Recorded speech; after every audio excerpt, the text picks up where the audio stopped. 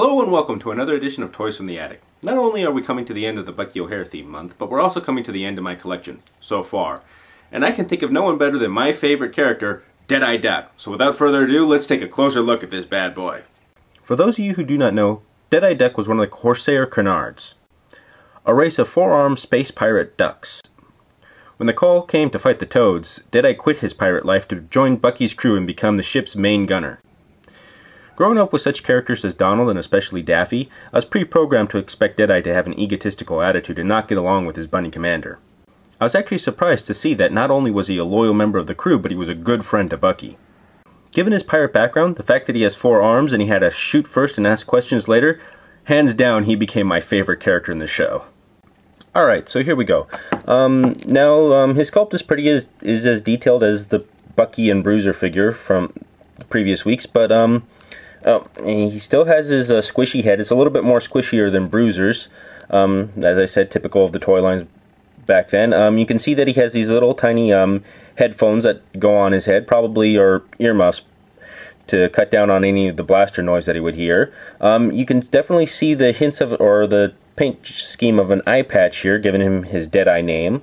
He has the typical heads of back then, where it's one side is just a regular straight face, or depending on how you position his head, and then ones are giving you that growl voice.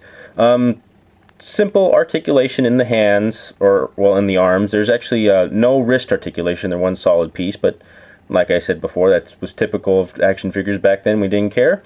And simple leg articulation. He has just a orange and red color scheme on his body, and not much more detail than that, but that's okay. Now here we actually have his guns, and like I said, I kept Deadeye's guns. I don't remember if he came with 4 or 3. I'm thinking he may have came with 3, but since I bought this guy, I've lost the extra guns, but I managed to hold on to these two. Doesn't matter which.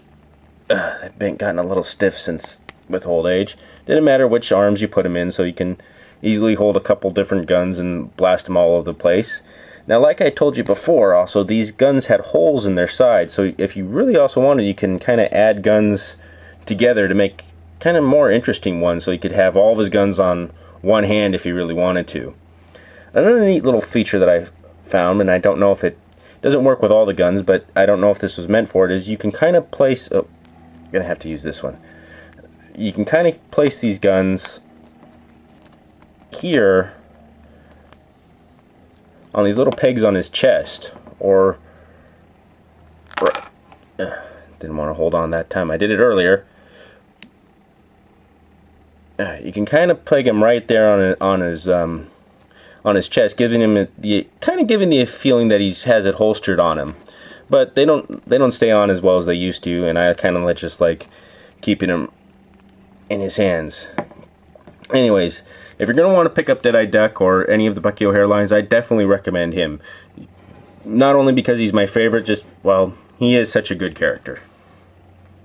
Once again, thank you for watching. If you like what you've seen today, please feel free to subscribe or leave a comment below in the comment section. Any advice for the show will be greatly appreciated. Who knows, something you suggest may appear on the show in the future.